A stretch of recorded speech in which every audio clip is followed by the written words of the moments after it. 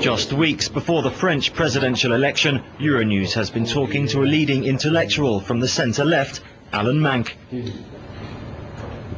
We wanted his thoughts on the European dimension to the election campaign and the different views of the candidates against the background of France's no vote in the referendum on a European constitution. He spoke to our Brussels correspondent, Sergio Cantone. Alain Minc, bienvenue sur EuroNews.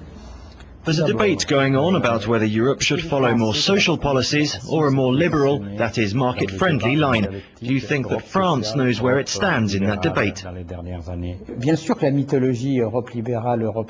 Of course, the myth of a social Europe versus a liberal Europe played a role, in part, in the no vote. That's obvious. But the French, above all, actually believe the moon is made of green cheese. And it's not the first time. The French collective spirit has been falling for about 12 years.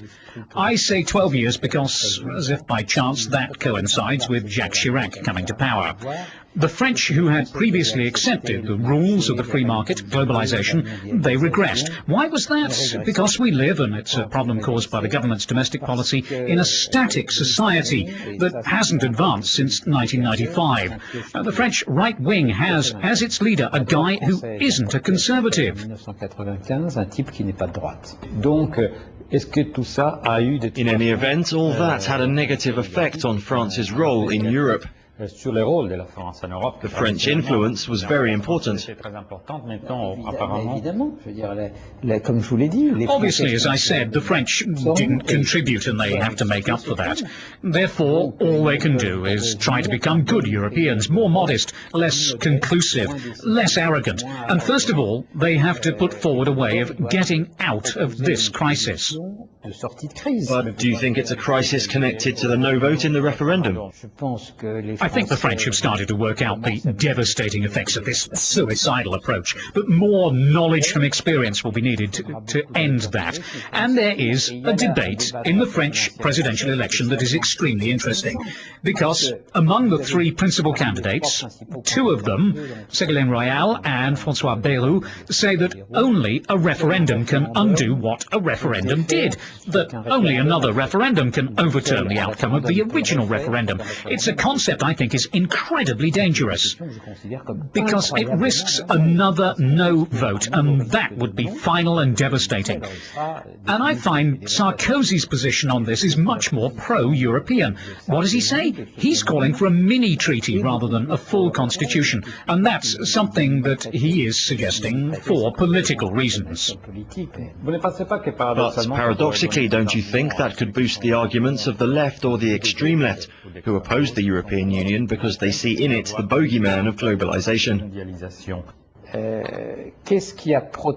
What is it that has protected Europe from the rest of the world, in a way? Where is the community preference, according to the words which were used in the French campaign? Well, it's in the euro. If there'd not been the euro, a certain number of poor economic performers, actually the three main continental European countries, since Germany joined France and Italy among those poor performers, the three principal countries would have suffered foreign exchange crises and recession. Therefore, Europe is liberal at its core. It's relatively protected from outside. It's a domestic market relatively protected from outside, and we must consider that is a successful model. Is the real problem between France and the European Union not linked to concrete issues rather than the Constitution? Je pense qu'il y a un énorme problème en matière de politique de concurrence. I think there is a huge problem when it comes to competition policy. Facing massive competition from abroad, I think we need to create European business champions, European giants, and so be prepared to compromise on a domestic level.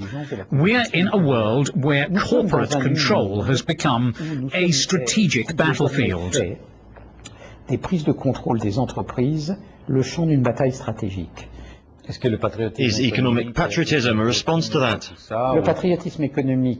Economic patriotism on a national scale is the silliest thing ever invented.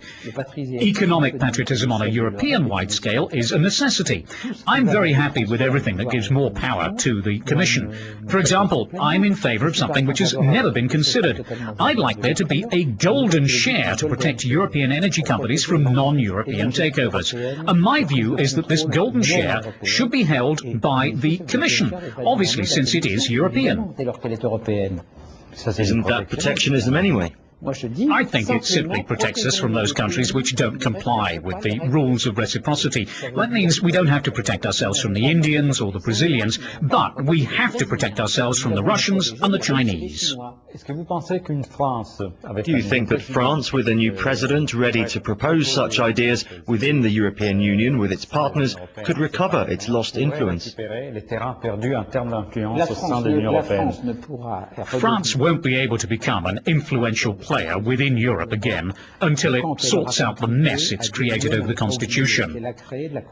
We need to pay the price to undo the harm that we created and restore our voice.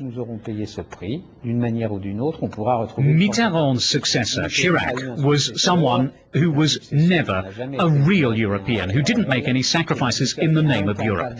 Chirac confused Europe with defending the interests of the farmers in his local constituency.